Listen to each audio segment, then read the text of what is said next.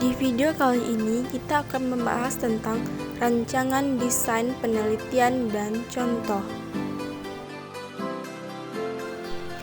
Rancangan desain penelitian yaitu suatu rancangan struktur penyelidikan yang disusun sedemikian rupa sehingga penelitian akan dapat memperoleh jawaban untuk pertanyaan-pertanyaan penelitiannya.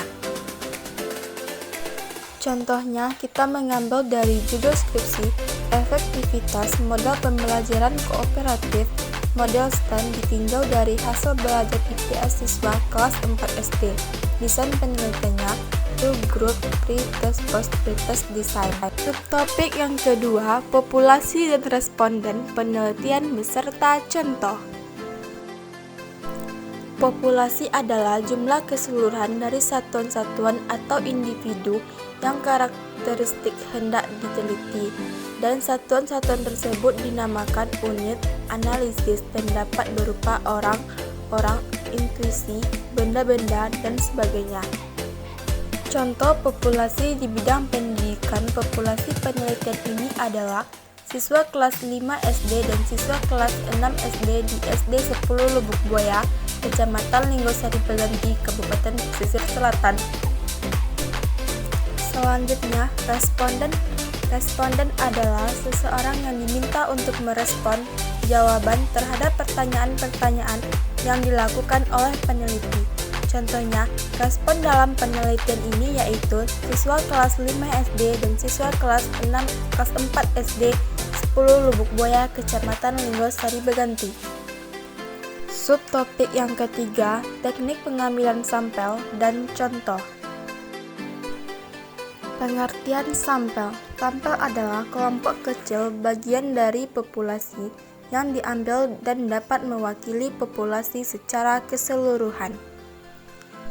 Contoh sampel dari penelitian hanya mengambil data dari 20 siswa SDN 10 Lubuk Buaya untuk meneliti motivasi belajar siswa kelas 5 SD 10 Lubuk Buaya.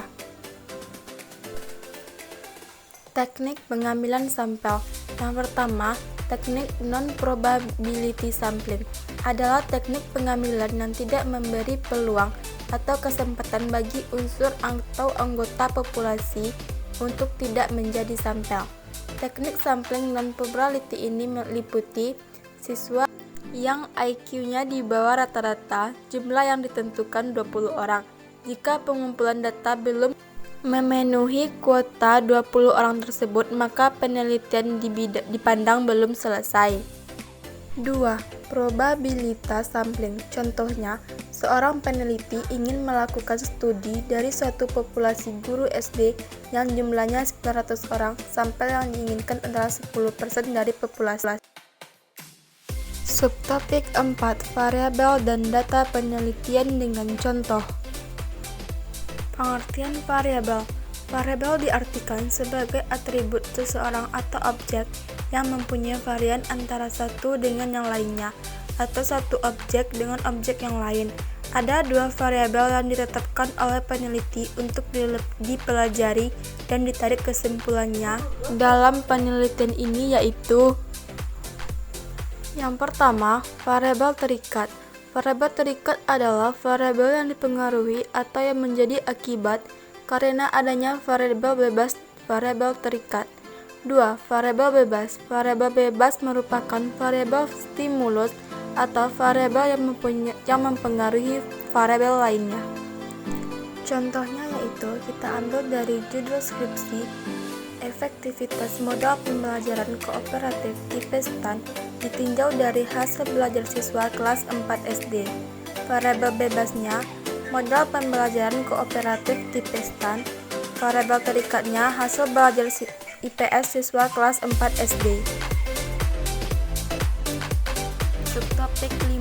Bentuk-bentuk instrumen penelitian. Bentuk instrumen yang pertama yaitu kuesioner. Alat pengumpulan data yang pertama adalah kuesioner atau angket. Contoh dalam instrumen penelitian ini dalam kasus penelitian survei atau sensus yang dilakukan oleh lembaga daerah dan lembaga-lembaga atau perusahaan swasta yang ingin mendapatkan data primer. Yang kedua, wawancara. Jenis instrumen penelitian yang kedua dalam pengumpulan data adalah wawancara yang bisa dilakukan oleh penelitian kualitatif. 3. Observasi. Observasi atau pengamatan merupakan kegiatan memperhatikan objek penelitian dengan seksama. Selain itu, kegiatan observasi bertujuan mencatat setiap keadaan yang relevan dengan tujuan penelitian. 4. Dokumentasi. Dengan dokumentasi, peneliti memperoleh informasi dari berbagai sumber. Informasi terutama tempat tinggal, alamat, dan latar belakang pendidikan. 5. Tes sebagai instrumen penelitian khususnya dalam pengumpulan data, penelitian merupakan serangkaian pertanyaan yang digunakan untuk mengukur keterampilan, pengetahuan, intelijensi, kemampuan, dan bakat. Subtopik selanjutnya, teknik pengumpulan data dengan contoh instrumen yang digunakan. Teknik pengumpulan data yang pertama, wawancara tidak terstruktur. Wawancara tidak terstruktur adalah wawancara yang bebas di mana peneliti tidak menggunakan pedoman wawancara yang telah tersusun secara sistematis dan lengkap pengumpulan datanya.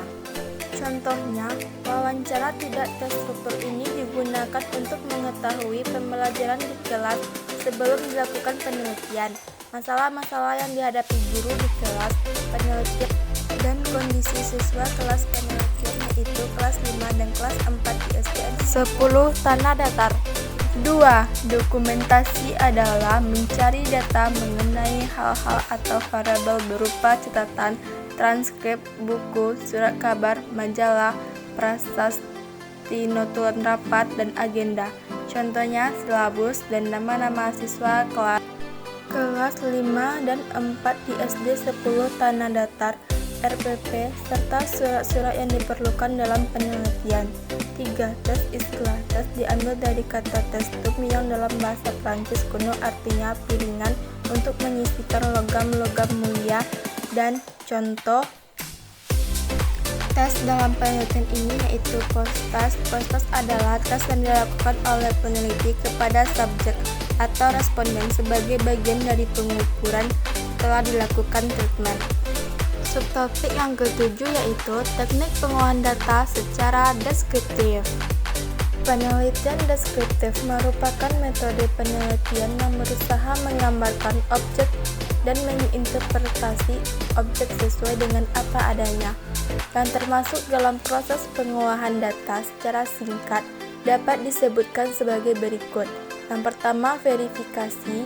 Yang kedua, pengorganisasian data. Yang ketiga, pencarian kembali. Yang keempat, transformasi. Yang kelima, penggabungan. Yang keenam, pengurutan. Yang ketujuh, perhitungan atau kalkulasi. Yang kedelapan, ekstraksi data untuk membuat informasi. Dan yang terakhir, pembentukan pengetahuan. Selanjutnya, penelitian deskriptif sesuai dengan karakteristiknya memiliki langkah-langkah tertentu dalam pelaksanaannya. Langkah-langkah tersebut adalah 1. Perumusan masalah. 2. Menentukan jenis informasi yang diperlukan. 3. Menentukan prosedur pengumpulan data. 4. Menentukan prosedur pengolahan informasi atau data. Yang kelima, menarik kesimpulan penelitian. Subtopik 8. Teknik pengolahan data secara inferensial dengan contoh. Apa itu statistik inferensial?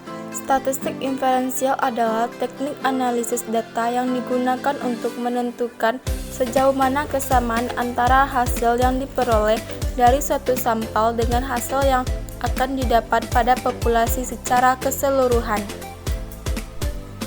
Jenis-jenis statistik inferensial terdapat dua jenis, yaitu yang pertama statistik parametrik, yaitu teknik yang didasarkan pada asumsi bahwa data yang diambil mempunyai distribusi normal dan menggunakan data interval dan rasio. 2. Uji T digunakan untuk menentukan apakah dua kelompok skor memiliki perbedaan yang signifikan. Contoh uji T dapat digunakan untuk membandingkan skor membaca pada laki-laki dan skor membaca perempuan di sekolah A. Selanjutnya, ini subtopik yang terakhir yaitu subtopik 9 tentang prosedur penelitian dan langkah-langkah penelitian. Pada umumnya, langkah-langkah itu mempunyai kesamaan walaupun dalam beberapa hal sering terjadi modifikasi dalam melaksanakannya, tanpa mengabaikan prinsip-prinsip dalam penelitian. Dalam buku, Ali Muhammad menjelaskan langkah-langkah dalam melaksanakan penelitian. Yang pertama, fase perencanaan. Kegiatan yang dilakukan dalam fase perencanaan meliputi 1. Merumuskan masalah. 2. Mengadakan studi pendahuluan. 3. Menentukan sampel penelitian. 4. Menyusun rancangan penelitian. 5. Menentukan dan merumuskan alat penelitian. 2.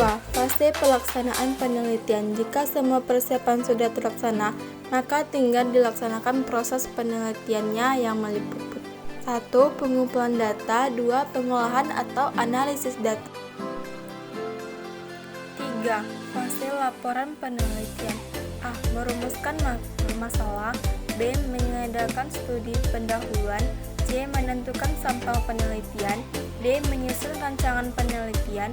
E. Merumuskan dan menentukan teknik pengumpulan data. F. Pengumpulan data. G. Analisis data untuk mencari kesimpulan. H. Membuat laporan penelitian. Terima kasih sudah menonton videonya. Assalamualaikum warahmatullahi wabarakatuh.